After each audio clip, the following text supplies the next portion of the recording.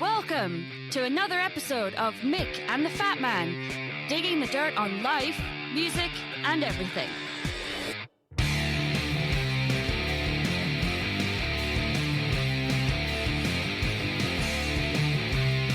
And now here's The Phatman. Well, thank you very much, Princess Fanula, our favourite dairy girl. Welcome to Mick and the Phatman, Series 2, Episode number 9.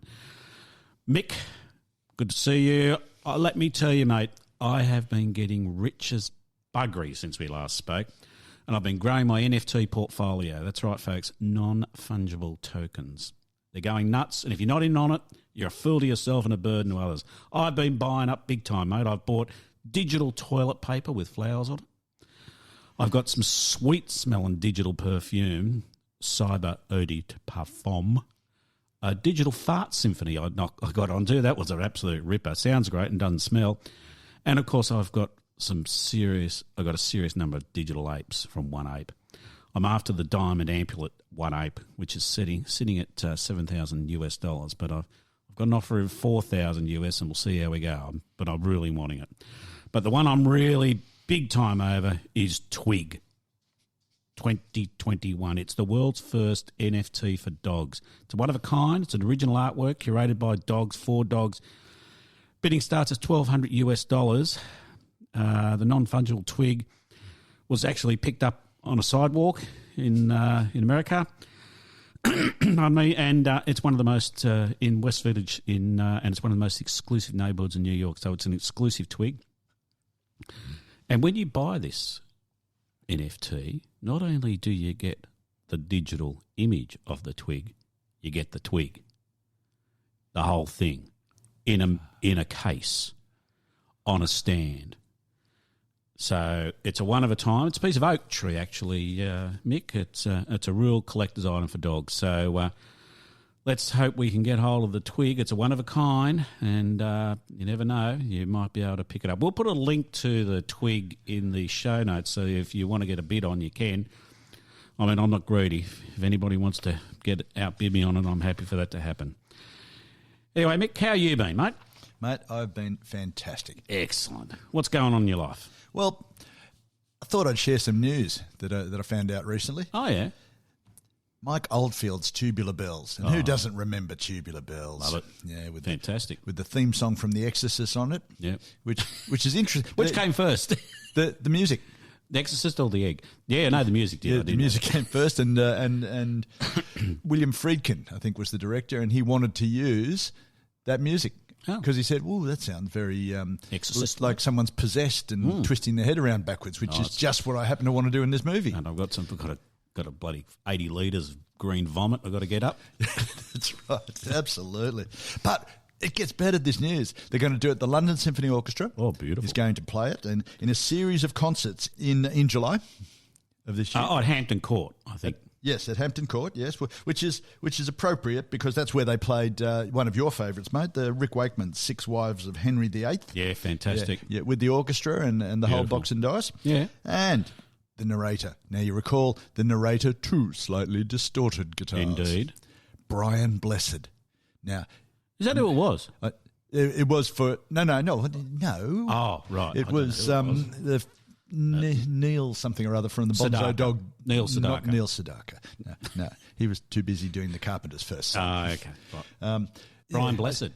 Brian Blessed is doing the new narrator. He's doing the two slightly distorted guitars, and he's doing the caveman. Oh. Yeah. Which given you've just done that, he has got the perfect voice. Now, everyone out there is saying, who the bloody hell is Brian Blessed? Including me. Including you. Now, if you've watched British comedy, if you watch Blackadder, for instance, yep. Brian Blessed was the big burly guy with the huge beard who talks like this. And it's Brian Blessed.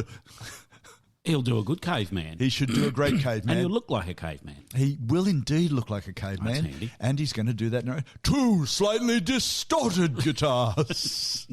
And Tubular Bells. So I'm really quite excited about that. I hope that makes its way onto some form of recording. And Mike's going to be there, is he? No, of all people, everybody else in the world is going to be there except for Mike Oldfield, the guy who did it in the first place. Well, what's he up to? Is he busy that day, is he? I think he is, yeah. He had to tune his guitar. Yeah, he had to try and get the distortion out of that one. Well, yeah, boy, he's got two. Two distorted.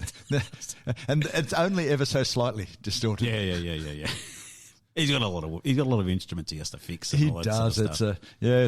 I mean, Tubular Bells. This is not the first time that Tubular Bells has made an appearance on this podcast. No, I saw it. I saw it live in Parramatta. Of all places. Of all places. And it was really good. These two guys who ran around, when they got to the sort of finale, they're literally running around the stage, picking up an instrument, and and then at the end of the first side, they said, "Thank you very much, ladies and gentlemen. We're going to take a break while we turn the record over."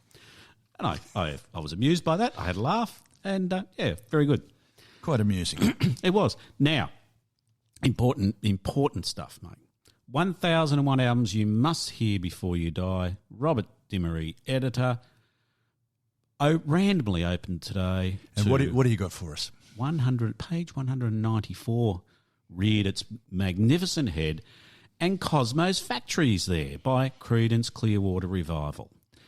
And I looked at it because I don't think I've ever owned a Creedence Clearwater Revival album per se. No, in fact, I know I haven't owned one. I certainly haven't owned this album. But I read down through the track list and I thought, I know all those songs, and some of them are quite good. I thought, that's a bit odd, isn't it? What did you think of? Do you remember good old Cosmo's Factory, mate? I do. And look, it is a normal released album. They released it in 1970, and it reads like a bloody greatest hits, doesn't it? It is amazing. It's quite extraordinary stuff, like stuff that we know. Looking out my back door, yep, so to speak. Yeah. Run through the jungle, up around the bend with that ding ding ding ding ding ding ding ding. Come on and ride the wind. Oh, we're going up around the bend. That's exactly right. Yeah. And who'll stop the rain? Indeed, lots of great stuff on that album. Now, Cosmo's Factory. The cover, starting with the cover, it's 4 hairy buffheads in a room with curtains to keep out the light. And Cosmo was actually Stu Clifford rather. Yeah. And it was his house. Oh, is it? Yeah. Oh, there you go. There you go, indeed. So and they're just the room's set up for music with a mirror and a push bike. I know. Important musical instruments. I mean, that's right. What's holding that push bike up? Is it just sitting there by itself? I'm looking at the cover now. I'm thinking, what is that? Just I assume it falls over when he gets off it. Well, he's there. He's balancing it, and they've caught a very, very fast film, and makes it look like he's just standing there, not moving, but he is. Yeah. A split second after that photo was taken, he fell straight into the drum kit, falls down, smashed the Tim Tam, not the Tim Tam. Well, he smashed the Tim Tam, which was beside the drum kit, sitting on the timpani. Indeed. Thank you so much. Yes, indeed. And the hi hat. Yep. And I think he actually fell into a Fender amp as well. Oh, well, they're just made for that. They can take all sorts of punishment. Push bikes, mirrors, Creedence Clearwater. It's all anyway, John Fogerty has a great voice, doesn't he? He does. Very distinctive. Mm. Yeah. And look, apparently, I was going to say that he's not as nice as you might think, but that's probably not fair, because we don't know him necessarily. Really, but he certainly was a controlling individual. He was very much a control freak. He ran the band as his. Right. He set all the rules. They even had rules like the sound of the concerts. He ruled that. Oh. He produced this album. Yes. Yeah, and everybody knows by now that we're big on producers and recognise the impact that a producer can have for good or ill on an album. So it's typical Creedence sound, very spare. There's no notes wasted. Mm. But the instruments are clearly separated. There's no muddiness or anything like that. It's particularly for the time, 1970. It's very well produced, very clear. You know, I was just reading the review in the book here, and it says, John Fogerty, the man with the grittiest, growliest voice in rock and roll, once again dominates, as you said. He writes, he produces, he sings, plays guitar, saxophone and keyboards. Yep. But within the rest of the band, simmering resentments were beginning to boil, and this indeed was their last major success. Yep. Look, some of Fogerty's rules really pissed off the rest of the band. He wouldn't let them play encores. Is that right? Yeah. So you're there. You've just done a fantastic gig. The crowd's going ape, and you've got this great buzz going on in the audience, and that's it. Thanks, folks. We're in the limo on our way home. And they're not short of a song, you know. They exactly right. Got a few songs. That's right. Each of their albums was chock-a-block full of stuff that are standards. Yeah. Oh, there you go. So it's a bit rude, isn't it? I think so. Yeah. I mean, they did have quite a bit of success in Australia too. Yep. Looking out my back door, as I say. Exactly. Got to number one. Run Through the Jungle also got to number one, both in 1970. That's in singles, I should say. And the Cosmo's Factory went to number one, was in the top 100 for 57 weeks. So it did well. And then the next album in 71 also went to number one. And in 1979, the Greatest Hits went to number one as well. Yep. So he's obviously still making a few bob, I dare say. Well, I'd say so. Listen, you mentioned there about their greatest hits. That album was called Chronicle, and the 20 greatest hits of Creedence Clearwater. 500 weeks in the Billboard Top 200. Is that right? 500 weeks. It kicked Dark Side of the Moon was on for a couple of hundred, but it just sailed past Dark Side of the Moon by Pink Floyd. It's a great sound. It's a good rocky, bluesy sort of sound. And as I said, I've never owned a Creedence Clearwater Revival album. Probably never will now, but I will go back and I've had a bit of a listen to the album and I thought, there's some really good stuff on this album. There really is, yeah. I did the same. But what people you don't realise, and that's one of the beauties of what we're doing with this podcast, and what you guys out there, if you're listening, you think, oh yeah, Creedence Clearwater Revival, everybody knows them, Racka, great songs, but not once did they write a love song. Oh, didn't they? No. Well, John didn't like love that much by the sounds of things. No, he wasn't a very loving sort of guy. And so they didn't write a love song, but there was lots of political stuff in there. And Fortunate Son, for instance, was about rich sons of rich men who got out of going to Vietnam. They were very, very right at the front of protesting about the Vietnam War. Oh, okay. And lots of their songs, and you can even tell in some of the songs on this album, there's lots of anti-Vietnam War references. Right. They were very untrendy. Just look at it. Look at what they're wearing on the cover. Flannelette shirts. Yeah. No, in fact, they're almost like a Miller's shirt, aren't they? Well, who can forget Miller shirts? Sexy Miller shirts. They were the fashion with the little gold and silver threads woven through. And the little clip thing to do them up with. Yeah, press studs. Thank you for that. Yeah, no, great stuff. So, a great album. I would strongly recommend. I think what I might do on the way as I leave this fine establishment, Mick, I might listen to the best of. I think you should. I think that'll be great. And I think you'll find it's got a lot of the songs from Cosmo's Factory on it. I'm damn sure it does. Anyway. Okay, Mick, I can see it bouncing around downstairs as we normally do. It's going up and down and up and down. What have you got locked away in that Globite school bag this week, mate? I've got songs. What sort of songs? All sorts of songs. Oh. It's funny when people listen to songs, they sing along with them even. Indeed. And often have no bloody idea what the song's about, where it came from, and the backstory behind the song. And sometimes the meaning of the song is the exact opposite of what people think as they're singing along.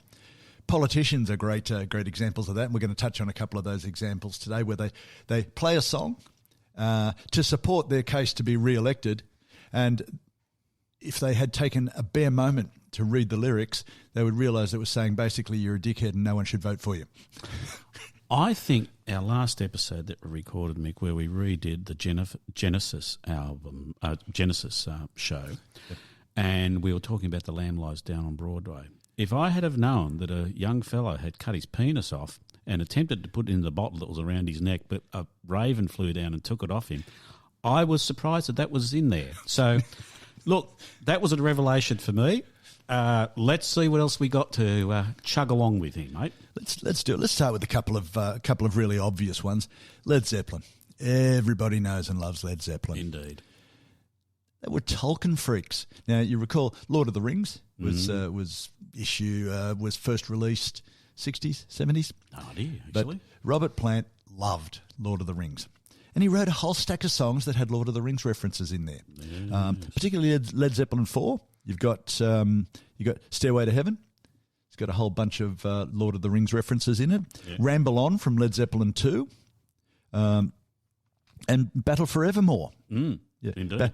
Battle for Evermore is obvious. It's about the Battle of Pelennor Fields. Oh, okay. Yeah, in Lord of the Rings. And it's got some of the lyrics, raise your bow, and that's the elves' weapon of choice. Indeed. The Ringwraiths ride in black, and obviously Ringwraiths, that's the Nazgul. And all of this stuff's been brought to the fore again with Peter Jackson's excellent series of movies of Lord of the Rings and The Hobbit. Yeah, and all great stuff. And in some cases, he knows how to turn a very good movie into two movies. 3. I've recently watched them. They're fantastic. There's good. Not a wasted bloody moment in The them. Hobbit. The Hobbit's a very small book, 1 centimetre thick, and he's made 9 hours of movie out of it. Extraordinary stuff. But there's some great stuff in it, isn't there? It's just wonderful. Yeah, it's really good. Yeah. I think a lot of other directors should take a leaf out of his book, spend a bit more money and make a decent movie instead of some of the rubbish that turns out. And, I mean, as you know, he made such a huge industry in New Zealand out of making the movies. They had just thousands of people were employed making those movies over there. Yeah, exactly. At the time, I mean, we're talking huge blockbusters with hundreds and thousands of people have been to see the movie. So a lot more people are aware of the nuances of Lord of the Rings and The Hobbit. Mm. But back then you had to have read the books. It's a pretty bloody thick book, so not everyone did. They were a bit of a chore. They were. Well, they weren't a chore if you liked reading. But if you read the poems and the songs, it started to really... Oh, yeah. I couldn't do the songs and the poems, to be honest. I had to skip over those. Well, but I did read the book. It only took me 12 months, but I got through it. It was thick. It was 2 inches thick, that book. It's extraordinary. 5 centimetres for those who were born after... I did read it in 3 parts. I had the trilogy, the 3 books, which is a lot easier to read. Just looks a lot easier. Yes, 3 digestible books. But you do have to wade through a lot of prose in that book to get to some of the more interesting stuff. Yep. Anyway, Chuck Berry. Oh yeah. Do you know what Johnny Be Good's about? About Johnny, who's a good boy. It's about Chuck Berry. Oh, is it? Yeah. Do you know where Chuck Berry was born? No. Goode Avenue, St. Louis. Oh, is that right? As in Johnny B. Goode. Ah, looky there. I did not know that. Well, there you go. Amazing. See, now we have raised your level of enlightenment 1 notch. I wish you had to call it Johnny Be Good Avenue. Write to him. I will. Yeah. Is he still alive? I don't know. I'll do it. I hope he is. I hope he is, because then he can write Johnny Be Good Avenue. Yeah. Number 2520 Goode Avenue, St. Louis, depending on which part of America you're from. Yeah, I don't know. What is the right pronunciation? I really don't know. I know, do I? St. Louis. I've always said St. Louis. St. Louis will do. Yeah, St. Louis. Okay. And the day the music died. Well, that's a good one, Jeff. That's a good one. That's Don McLean. And everybody, since that was released in 1971, there's almost an industry of people trying to work out what the hell it's about. There's references. It's very much a list song. Right. I've never heard the term list song. Is that something you made up? It is. Oh, good. Now, I actually did read it in a magazine article once, but I can't remember what magazine that was, so I can't give them any credit. But it's songs like The End of the World as We Know It, which lists off a whole lot of people. Oh, really? So the song is a list of this, that, or the other. There's a few of them. We could actually do one day, but it might be just another list of list songs. There'll be a list of lists. But American Pie, look, what it means is Don McLean was interviewed once and he said, well, it means I don't have to work again if I don't want to. I think that's probably the most meaning you'll get out of it because, I mean, I was just looking at something the other day about American Pie and no one can agree to even where he wrote it, including himself. Absolutely, yeah. No one knows where he wrote it. And I don't think anybody knows what it's actually about. But if it's a list, give us a few of the examples in that list for American Pie. Well, the day the music died is the day that Buddy Holly, Richie Valens and Big Bopper died in a plane crash in 1959. And as we've said, if you're rich, never get into a small plane. Absolutely. We've gone into that in some detail, haven't we? Get up the front of the big planes. Yeah. That's all you got to do, mate. Don't get in those fucking little planes. They fall out of the sky. The King is Elvis. Yep. There's references to the Queen, which could mean anybody, and often does. So I was just looking on the interwebs just a few seconds ago, and the jester. So it says the jester sang for the King and Queen. So the jester is Dylan, Bob Dylan. The King is Elvis. Now I've read here. The jester is Bob Dylan. The King is Peter Seeger, and the Queen is Joan Baez. Well, there you go. I can find you 5 other articles that'll give you 5 different names, including Elvis and Priscilla. Ah, you like that one? Was Priscilla? Oh, yeah, she would have been around back in that. Yeah, that's exactly when she would have been around. Yeah. In fact, that makes as much sense. But it then goes on to say, they were big names in the folk industry at the time. And during the Newport Folk Festival in 1963, Dylan was honoured to play his own set and then combine with the two legends to sing his song "Blowin' in the Wind." Yep, possibly. Who knows? Look, who knows? It just goes on. The lyrics actually sold for $1.2 million, the handwritten lyrics. Really? That's a nice bit of work if you can get it, plus his royalties. I mean, they still play the damn thing. Yeah. And it's a long song too. It's one of the, I think it would be one of the longest songs that ever got to the top of the pops. I think it's like 8 minutes or something like that. Yeah. And he gets a quid every time it plays on the radio. Yeah. And it's there all the time. Not to mention when it's covered. There's been at least 2 good covers that I'm aware of. Madonna covered it. Oh, did she? And if Madonna covers your song, there's a nice little earner. And Weird Al Yankovic. Oh, yes. He changed the lyrics and called it The Story So Far. And what was it about? It's about soon I'm going to be a Jedi. Ah, Star Wars. Yes. Yeah, and that was very, very clever. It's really well done. The Story So Far, it's called, and it's great. And the film clip is hilarious. He's set in the desert, just like Tatooine. Actually, I was my niece was over the other day with her partner, who was a bit of a Michael Jackson fan, and he's never heard of Weird Al Yankovic, so I had to play him. I'm fat. Oh, of course, yeah. Because he'd never heard of Weird Al Yankovic, and in fact, he'd never really heard of the Beatles. He'd heard of the Beatles. He's from under a rock. Pretty much, he's from Africa. So he knew of the Beatles, but he didn't know that they were particularly big or anything like that. Knew nothing about Beatlemania, born after it, so it didn't really mean anything to him. But I went, wow, that's interesting. Now I've heard everything. It really is interesting. Wow. So anyway. And here's us doing a podcast about nothing else but, and we think it's the most important thing in our lives, and he's never even heard of them, for God's sake. Just kind of knew of them, and didn't know that they were a thing, like a really big thing.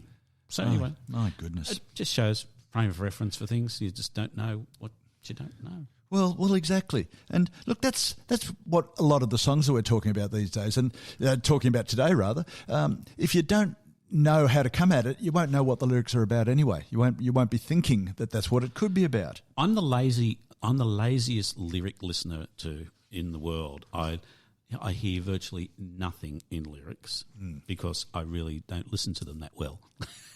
You, on the other hand, sir, are a bit of a nut when it comes to all this stuff. Because you know everything. Sitting in that, as we said, your brain needs a Dewey Decimal System to be able to get some of this stuff out. Ah, well, yeah. Should have been a librarian of music. Yeah. What about Mrs. Robinson by Simon and Garfunkel? That nice, pleasant little ditty. It is a lovely little ditty. Great movie too. Yes, The Graduate. It's about an extramarital affair with an older woman, yes, and they're lovely harmonies, hide the salacious meaning of the song. But there's all sorts of other things in it. Did you know that Cuckoo-Cuckoo, Mrs. Robinson? That's a reference to I Am the Walrus by the Beatles. Oh, there you go. Yep. That's interesting. Yeah. It's been... there's a magazine called Songwriter, which hailed this song as one of the greatest American pieces of music of the 20th century. Now, I think that's a bit of hyperbole myself, but it's not a bad one. It could go on a list of the top 100 or something. It's a good song. Yeah. The best ever? Probably not. It's been covered many times. Lots of people have done it. The Lemonheads did a really nice version of it 20 years ago. Just recently? Yeah, just recently. Bon Jovi's done a cover of it, believe it or not. Really? Yeah, I haven't heard it. No, not going on. Frank Sinatra did it too. And here's to you. Yeah, there you go. Now, I'll leave that one. Yeah. How about Nirvana and Smells Like Teen Spirit? You know what? Do you want to take a punt on what that one might be about? So I'm sort of thinking it's sort of the smell of a young girl's underarm. I wondered what you were going to say there, but let's. I was tempted, and for some reason, my brain said, "Don't do that. Move away." Very wise. Run away. Run away. Let's not look back. You're so close. Oh, look at me. Teen Spirit is actually a deodorant in the US. Oh, is it? At the time. I'm not sure if it's still manufactured, but Kurt Cobain, the lead singer of Nirvana, his girlfriend at the time, they were sort of a bit boho, and she was into indoor graffiti, and she wrote up on the wall of his house, "Kurt smells like Teen Spirit." You know, when I was younger, you used to get a slap for doing indoor graffiti from your parents. That's right, yeah. Not happy about it. Nah. We were obviously born too early. Yeah, because she's obviously helped create one of the biggest rock songs in the history of the world. In the history of the world. And it boosted sales of Teen Spirit. Of course it did. Of course it did. It's extraordinary. The key line in the middle of it, when Cobain and the other guys in Nirvana used to turn up to a party, they'd say, "Here we are now, entertain us." Really? Yeah, it's true. That was a line he had when they were nobodies. They'd just turn up and say, "Right, entertain us." That's amazing. Isn't that extraordinary? Yeah. Wow. Yep. Yeah. I'm going to go and see if I can buy some Teen Spirit. I think you should. Because I reckon I'd smell pretty good with a bit of Teen Spirit on that, yeah? Well, it would be an improvement. It'd be good. That would be better than my unscented apocrine glands. I couldn't have said that better myself. Yeah. In fact, I couldn't have said that myself. No. Give me another one. Dreams. Can come true. Yes, they can. Thank you. I wasn't expecting that either. This is today's little competition to catch me flat-footed, isn't it? Well done. You know the song by Fleetwood Mac? I do. Thunder only happens. Yep. Don't you wish I wouldn't do that? Yep. I do.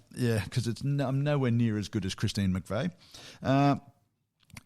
Everyone hears that song and it's lovely and it's light and it's got the girls from Fleetwood Mac singing with their beautiful, delicate voices. Beautiful. And it's a bastard of a song. It is so vicious. It is really in the stillness of remembering what you had and what you lost. Have you any dreams you'd like to sell? Oh. Yeah. Lindsay Buckingham, who was Stevie Nicks' on-again, off-again boyfriend, yep. He said he was talking to Blender magazine at one point, and he said it was very difficult to keeping our personal feelings in one corner of the room while trying to be professional in the other. Almost every song on Rumours is about one of them slating one of the others. We did touch on Fleetwood Mac when we talked about feuds, and yes. They were right into it there. Yep. Hotly cocaine assisted. Well, indeed, yeah. And what's the point if you can't have chemical assistance? That's right. That's right. I mean, why not get yourself a new nose? I've always said that. That's what Stevie said. You know Total Eclipse of the Heart by Bonnie Tyler? Yeah. You know what that's about? No. Vampires. No. It is. Did you make that up? No, it's dead set certain. Written by Jim Steinman. Yeah. Of course. Meatloaf fame. Yeah. Okay, well then I understand why it's about vampires, because Jim Steinman wrote it. He's a vampire fan, is he? Well, he was writing a musical called Nosferatu. It was the original story before Dracula. Yeah, Nosferatu, and he was writing a musical, as you do, write a musical about vampires and all that sort of gear. And mind you, it wouldn't be a bad idea to have a musical about vampires. I mean, we've had enough bloody TV shows and movies about them. Well, people would just go. Yeah, that would be quite interesting. As long as they didn't have it in the daylight. No, that's right. You have to have it only at midnight. That'd be good. That'd be fair enough, yeah. Only at midnight, and you get given red drink to drink while you're there. Oh, now you're talking.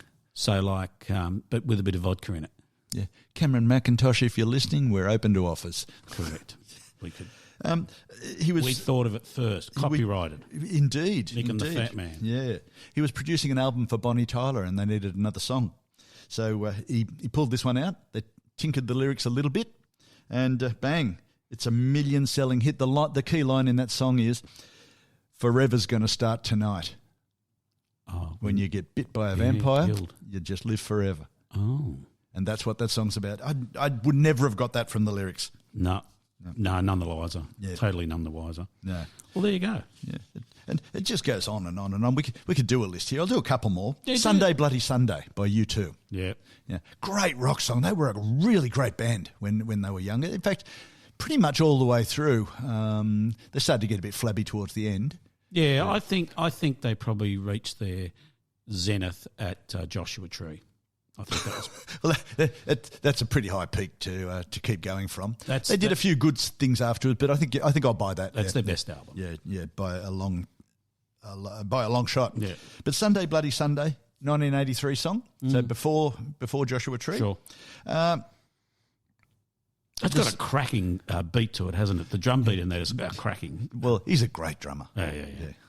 And what's his name? Larry Mullen Jr. Mm-hmm. Yeah. His dad was Larry Mullen too. Yeah. It's about the British government's murder, as they call it. Well, it was murder. Yeah. The soldiers opened fire on protesters in Derry, in Northern Ireland in 1972 and killed 14. Our Derry girl would be very unhappy with that. It was indeed. Yeah, well, she would be. Yes, she would be. And for the Irish, they just hold a grudge. Yeah. They do. It's a harsh land, the Irish land. Ireland. You sort of think of Ireland as ding, ding, ding, ding, ding, happy little... And Riverdance. And all that sort of stuff. But my God, there's some weird-ass murders and shit go on in Ireland. There really is. And a lot of it's over, like, property. Like, that's my block of land there, I'm going to kill you for it. And shit like that. It really is true. Fair enough. Got a friend who's Irish, and she follows the Irish news all the time. Comes over and says, "Oh, there's another one today. This murder, blah blah blah. This person owned this block of land, and they shot each other." They're like, just really. You really wouldn't be thinking much, could you? Because you couldn't think you'd get away with it. Oh, who's a prime suspect? He wanted her land. Well, there you go. Oh, there he is. There, we'll just arrest him. Yeah, we'll be having makes the police look good. It does, yeah, because the population's stupid. Anyway, exactly. You know, Nights in White Satin by the Moody Blues. I do. Do you know what that's about? Pair of satin sheets. Is it? Yes. What, two people between the sheets? No, not the full on. Oh, right. But Justin Hayward, the lead singer of Moody Blues, who wrote the song, he was looking for a song to write, and he was inspired by a set of sheets his girlfriend gave him. Nights in White Satin. Oh, God. It's a bit of a wank, isn't it? Well, probably not, really. I was talking about we should think about doing some of the worst songs with bad lyrics. I think that's one. That's stupid, isn't it? It's pretty much stupid. Does he see himself as a knight, do you think? He's a knight in the white satin. I think it's spelt nights as in the bit where the sun goes down, rather than nights, two coconuts clapping together as they run. I would have preferred if it was a knight. That would have been much more interesting. Or at least he could have said, "Nights in white satin, and I'm shagging my friend. We're it scans. Tuesday. That's enough. Don't go through to the end. Then we're shagging again, and I love her." Oh. It seems funny. Look, if you're writing a song about, with the meaning, and most of these songwriters, they're inspired by something, and they want to write a song that, that passes on the message or raises outrage about whatever it might be. They really should write it simply enough that they don't have to tell us what it's about.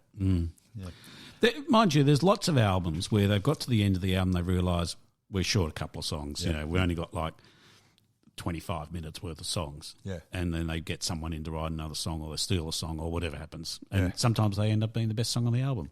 That can happen, yep. Yeah. Jim Steinman, I'm talking to you. But Dylan never tells anybody. Like we were talking just before recording here, blowing in the wind. What's that about, Bob? Well, it's about things blowing in the wind. Fantastic. You know what? Okay. Is there any other deep meaning? Yeah, well, like paper can blow into the wind. We watch it blow into the wind and we never kind of watch where it lands. Yeah. I'm talking to you over 20 years old. Like, well, Bob, mate, come on. There's a whole subgenre of people, of Dylan fans, who just specialise their hobby is trying to interpret what the hell he's talking about. And it's great. I love his stuff. I really do. But you and I are never going to be Dylan interpreters. No, not at all. No. It's like reading the Bible. I think, you come up with 30,000 different things for what each line says. And just judging on his contrariness, it probably changes. Yeah, that's right. Yeah. 1963, I thought it was this, and in 1973, it's this. Now it's 2023, and it's totally something different. Blowing in the wind could mean, and it could be having a wank in the wind for all we know. It could be. Okay, Mr. Beatles Tragic. Yes. Did you know what Got to Get You Into My Life is about? By Paul McCartney. About wanting to have a woman. One would think that, wouldn't one? Indeed. Yes, because the lyrics seem to read like that. I've got to get you into my life. I love you. I want you in my life. That's what it means, isn't it? That seems quite reasonable. However, according to the man himself, it's about pot. Oh. Marijuana. What, really? He wanted to get it into his life? Yeah. I haven't had a joint yet. I need to get that into my life. No, he was inspired when they first tried it because Dylan gave them their first joint. Oh, okay. Yeah. Bloody Dylan. No wonder he can't figure out what I can't tell you what this is about, but try it. Yeah. I don't know what this is, but you got to get this into your life. Yeah. So, because McCartney he said all of them, despite the fact that they went to the Reaper Barn and worked in Hamburg and did 10 and 12-hour gigs and didn't take any speed at all. If they weren't on the gear in Hamburg, I don't know what's going on. Yeah, it all seems a little bit strange. It seems a bit disingenuous to me, but nonetheless, it's his words. It's in his book. So he's the biography of McCartney called Many Years From Now, written by Barry Miles, and it's in there. McCartney's own words played back. Okay, all right. And Paul and the other Beatles were allegedly introduced to dope by Dylan in '64, as I say. Dylan loved their work, but he was surprised when he gave them a joint, and they said, "Well, we've never had this before." And he says, "But what about your song?" What are you talking about? And he says, "And when I touch you, I get high. I get high." Is that right? Yes. They said, "Oh no, that's not it." No, that's not the words. It's "I can't hide." So don't feel too upset, folks, if you don't get the meaning of a song. Even Dylan gets them wrong. Yeah. There you go. You're So Vain with Carly Simon. Oh, yes. I still remember Norman Gunston talking about that. But do go on first. Oh, dear. What? There's one line in there where, well, first of all, she never, until 2015, never admitted who it was about. Yep. Long been speculated that it was about Warren Beatty, and it was. But there's other people as the models of the people in this song. So she used a couple of blokes as the model, and she hasn't told who the others were. But there's a line in there. You had one eye in the mirror as you watched yourself. I always thought it was "Go By." Yes, isn't it? No, it's not. Wanky bloody lyrics. It's "Gavotte." Now, gavotte is an 18th century European... Hold on, whoa, go back. She sings, "You watch yourself gavotte." Gavotte, G-A-V-O-T-T-E. Yeah. No. That's the lyrics. Okay. So he's watching himself prance around. Okay. Well, kind of same thing, really, but I didn't know that. I've never heard that. No. No, because in most circumstances you hear what you hear, and you don't need to go and check the lyrics. But I heard that and I thought, I'm going to go and check what she's actually saying, because I think it's Go By. I think that this guy, I read an analysis of the song, and he was telling me it was about a dance. Well, you know, obviously the guy dancing around as we've seen people do. Yeah. And I said, that's not right. He's misheard. But everywhere you check, gavotte is the word. Isn't that funny? I'm going to go and listen to it again now that you've said that. Yep. And while you're there, why don't you check what Smoke on the Water is about? Everyone knows Smoke on the Water is the archetype rock and roll song. I know what that's about. Yeah.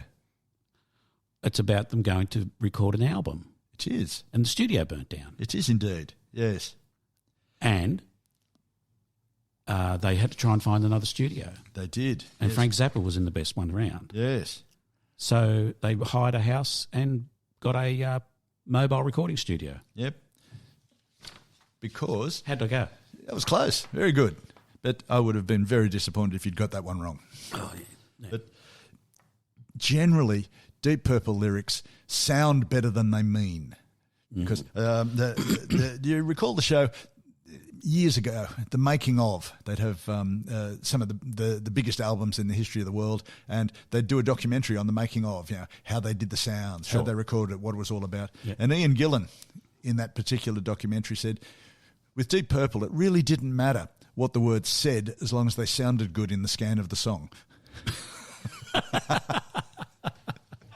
Is that right? Yeah, absolutely. So the lyrics to the song, you can take them or leave them.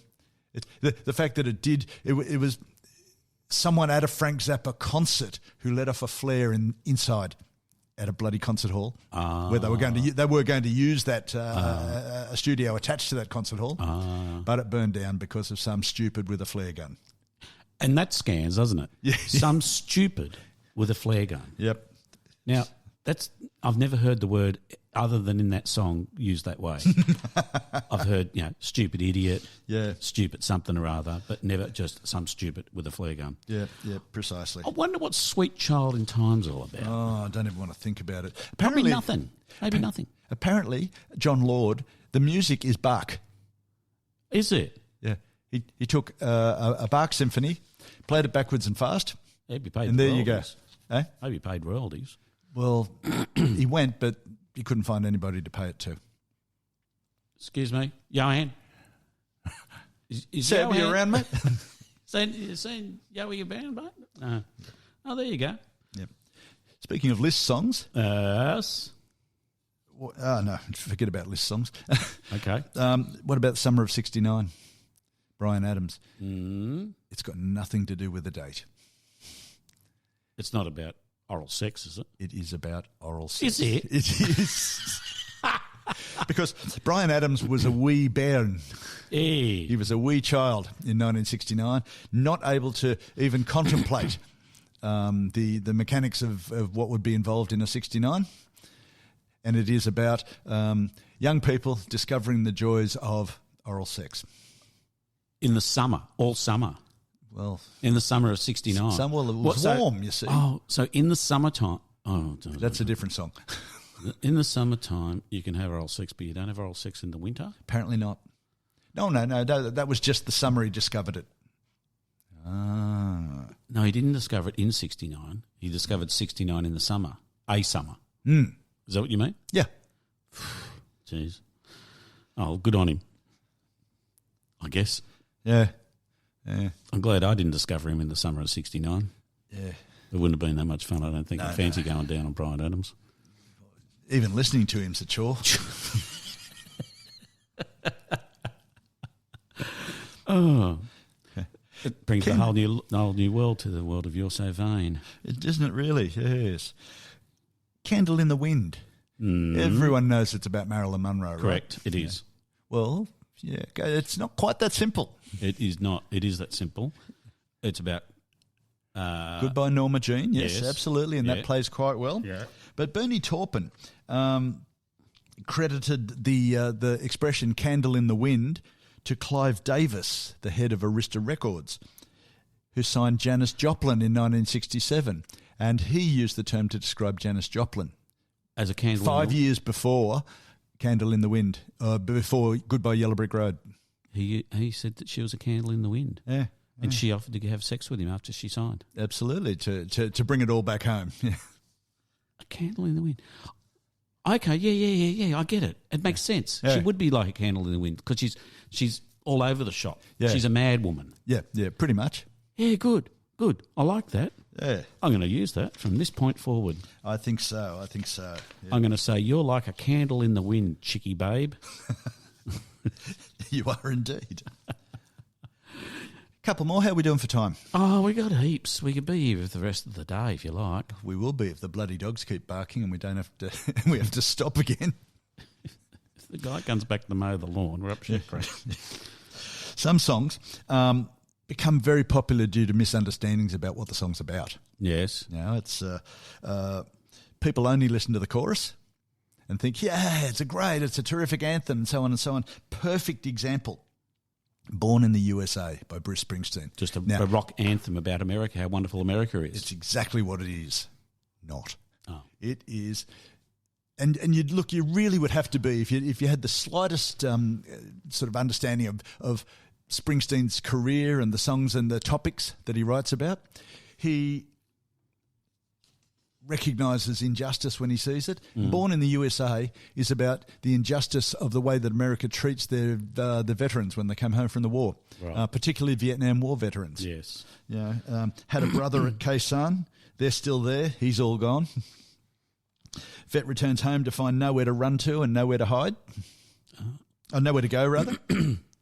But what's great is that politicians, even Trump, use this song, Born in the USA, as a rah-rah, isn't America, as an example of the triumph of American exceptionalism. Yep. And they, to extol their claims to the American dream and keeping on living it, when it's the exact 180 degrees opposite.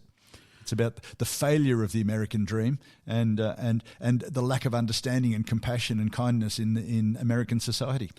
I mean, we did something very similar to our Vietnam vets as well, although, maybe not as bad, I don't know, but we didn't treat them particularly well. Didn't Springsteen tell Trump to stop playing it? Yes. Yeah, I thought he did. Yeah.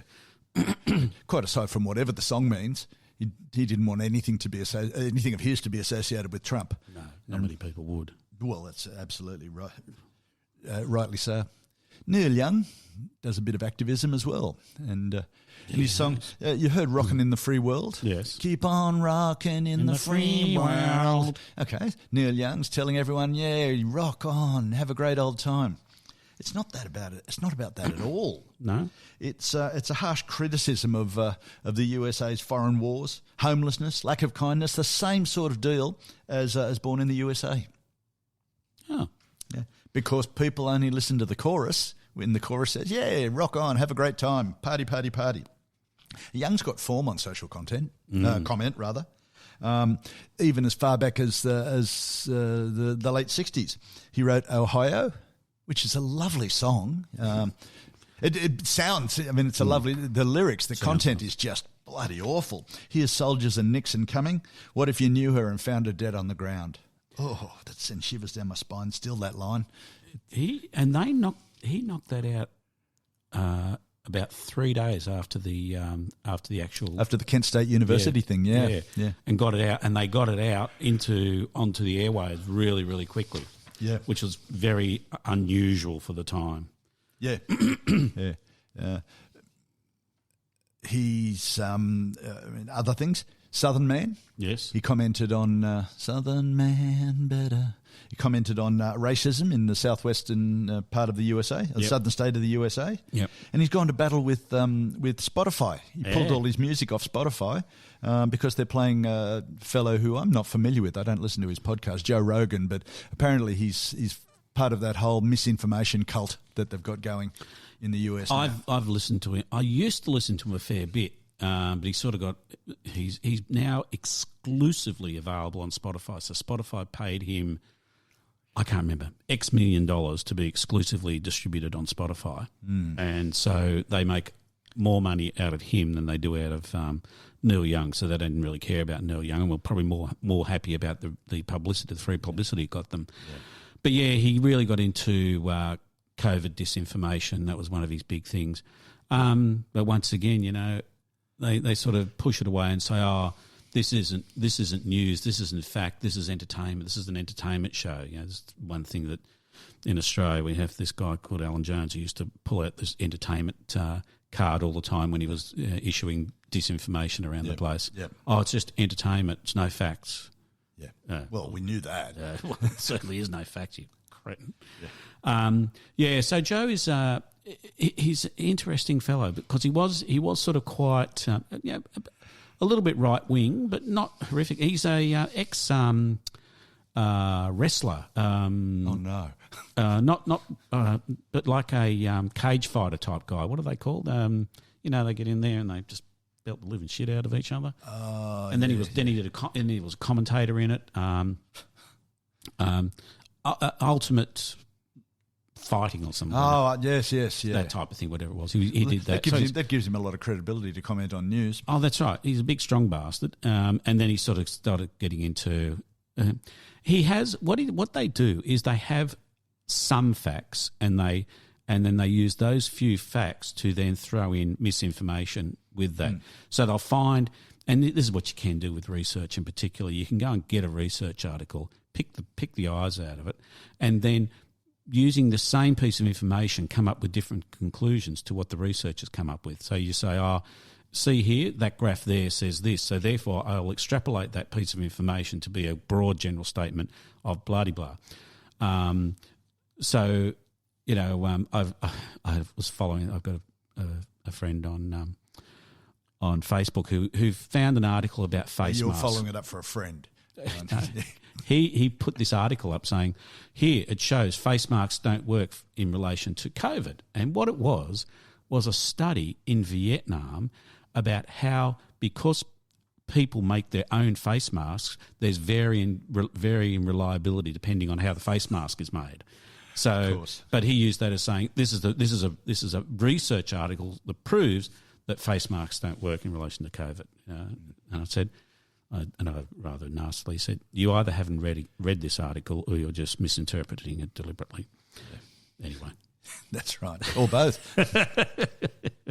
I have. Anyway. Yeah. Now, you've heard the song The One I Love by R.E.M.?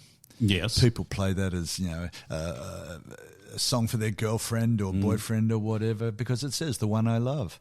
It's one of the most vicious put-downs ever. Yeah. Yeah. When you listen to the lyrics, I've always loved this one. This one goes out to the one I love. This one goes out to the one I've left behind. This one goes out to the one I love. Another prop to occupy my time. Oh, okay. Jesus. Yeah. So it's not hidden. People just don't listen. All they hear is the one I love. And it's a R.E.M., you know, which is nice, guitar, jangly pop. I wonder if people will play it as their wedding song or something like that. I'm sure they do, do their waltz to or something like that. Yeah. And they have no idea what's going on. Oh, nice, aren't they lovely? Well, Blink-182 has a song called Good Riddance,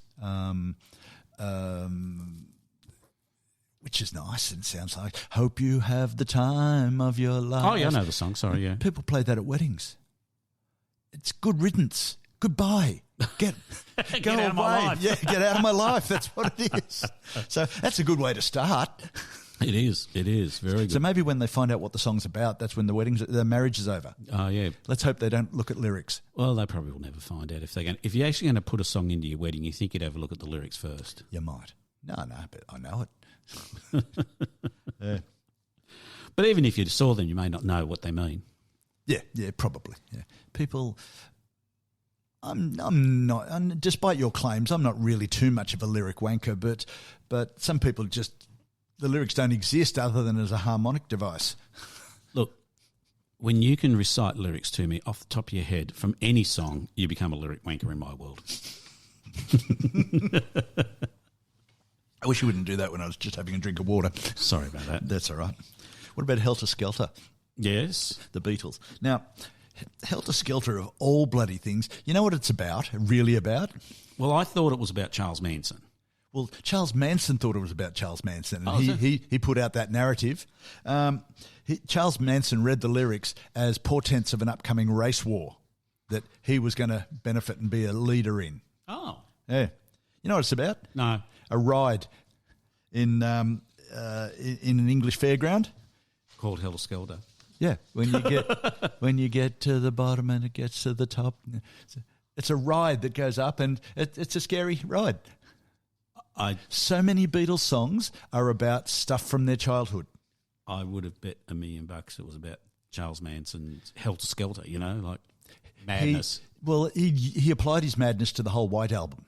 He listened to the White Album, dragged all sorts of weird stuff, Little Piggies. Yeah, he interpreted that about being the Police. Okay, what did you do with Revolution Number 9, for God's sake? That's probably what did it to him. So rather than it being about Charles Manson, it was used by Charles Manson for his own mad purposes. And anyone who would carve a swastika into their forehead really doesn't have a lot of credibility on much else. No. But Beatles songs, Strawberry Fields Forever. Strawberry Fields is a suburb of Liverpool. Oh, Penny Lane is an area of Liverpool. Boring. Yeah, boring. Yeah. Can't they be a little bit more? What about Eleanor Rigby? That's a little bit more. That means something. That's about a lady who went to church. Picks up the rice in the church where a wedding has been. Lives in a dream. Waits at the window, wearing a face that she keeps in a jar by the door. That must mean something. It probably means that she wants to go to Strawberry Fields and see what's there. And draw some pictures. Via Penny Lane. Yeah, and draw some pictures of Lucy up in that sky. Yeah. With diamonds. Just like Julian did. Yep. Okay. That's about LSD, though, wasn't it? It's nothing about bloody LSD. John, in fact, Lucy John in the himself, sky with diamonds. I know. LSD. It's just handy that it goes that way. However, John himself said the song is about a nursery school drawing that Julian did at nursery school when he was 4. I don't believe him. You don't believe him? No. Look, McCartney too. He says, look, I won't try his accent. No. It's easy to overestimate the influence of drugs on the Beatles' music. He says, much of it isn't. It's just stuff that we grew up with, stuff that we did, places we went, people we saw. I actually have seen John Lennon talk about that on the Nick Cavett show, in fact. Of course. By the way, folks, do look up the Nick Cavett show on YouTube, and there's lots of amazing interviews on there with lots of old rock and roll and musos and stuff like that. Very good. Very good stuff. Dick Cavett. Dick Cavett. What did I say? Nick. It's not Nick. It's Dick. Yeah, don't get confused. Don't get confused. You'll be in all sorts of bother if you get confused. Yes, don't get confused about things. Big Dick Cavett. Yep. Big Dickie Cavett. Sorry about that. Indeed. Anyway, do watch it anyway. What about the Police? They did a great song. Message in a Bottle. That's about a message in a bottle. Yeah. Yeah. All right. Walking on the Moon. Giant steps are what you take walking on the moon. Apparently you do. Yeah, because you got 1/6 of the gravity of Earth. Yeah. And no resistance, no air resistance and all that's that right. stuff. But actually they wrote one particular song which is about a stalker, a particularly nasty stalker. Sting gets a bit literate in his lyrics sometimes. He sees himself as a bit of a smart cookie in some of the lyrics he writes. I'll be watching you. Song sounds lovely, like a love song. I'll be watching you. Yeah. He himself wrote the song about a fellow with excess jealousy. Oh. And he was in some ways referring to himself. I don't know that he was calling himself a stalker, but he called the lyrics sinister. Every breath you take, every move you make, every step you take, I'll be watching you. Oh, it is about a stalker. Yeah. Oh, okay. So stalkers, and it's a bit scary. like I say, he gets a bit literate in "Don't Stand So Close to Me." He did a reference there to Nabokov and Lolita. Oh, okay. Yeah, an older man, Humbert, who was obsessed with a 14-year-old girl, teenager. Yep, young teenager. And Nabokov, that's that drug that the Russians used to kill people, isn't it? That's right, yes. That's good, I'm going to use that. Yeah. One Way or Another by Blondie. Lovely poppy boppy song. Same thing. It's about a stalker. Oh, I thought it was about anal sex. Oh, Jesus. That's the last we'll hear from Mr. Frankfurt. We've lost him. It's Speaking of anal sex, Mr. Frankfurt, here we are. Debbie Harry wrote that song about an ex-boyfriend who wasn't about to accept that they'd broken up. Oh, and he stalked her. Yep. Oh, God. That's a bit weird. Yep. Now, here's one that you've told me before is about smoking dope. Yeah. Puff the Magic Dragon. Lives by the sea. Lives by the sea and frolics in the autumn wind in a land called Honolulu. Yes. Well, that's all very nice by Peter, Paul and Mary. Yeah, it is a lovely little song. And the legend, the common wisdom has it that puff is how you smoke marijuana, and the land of Honolulu is code for hashish. Oh. Yeah, it sounds nice. It's true. Yeah, right. Would have been a great story, except for the fact that Peter Yarrow, who was the Peter in Peter, Paul and Mary, says it's based on a 1936 poem by Ogden Nash called The Tale of Custard the Dragon. Oh. About the loss of innocence in children. Dragons last forever, but not so little boys. Yeah. And Honolulu is actually located in Kauai, one of the Hawaiian Islands. It's there, Honolulu Bay. That's just boring. Why wouldn't you just say, yeah, it's really about drugs? Because they got such a clean bloody image. They should just say, yeah, look at us, we're big bloody druggies. Sell a couple of more albums. Indeed. God almighty, that's terrible. Yep. All right, well, there you go. Yeah. What about where people deliberately misinterpret songs? Now, we've talked about, I don't think that means what you think it means, which is a great saying. I love that movie, Princess Bride. You keep using that expression. I don't think it means what you think it means.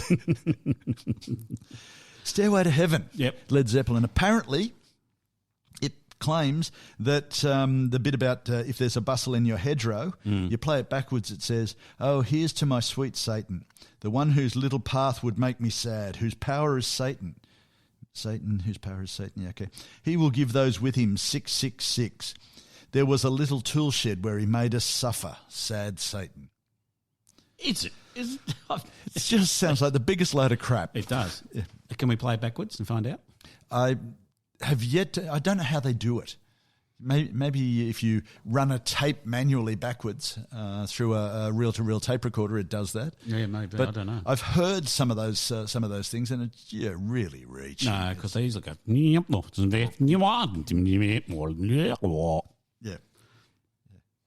Oh, but I've driven to England, and there's lots of hedgerow. And forever bustling, a bit of wind, bustle. Yep. It's all going. Hedgerow. Look, and if the point of the song is to pass on messages from bloody Satan, you'd think he'd make it a bit easier to get him. Yeah, but the last thing you want to do is make it. He wants it to make it a bit more complex because you only want to reach out to those ones specifically interested in that sort of stuff. People who know. People who are in the know, and that way you can get a conspiracy theory going, and that way you can make money out of it. And that's what most of these things are about. Yeah. Certainly no one has associated sanity with many of the religions in the United States. Not at all. Not at all. I think we might call it quits on that particular little number. So, can you play that backwards? Anyway,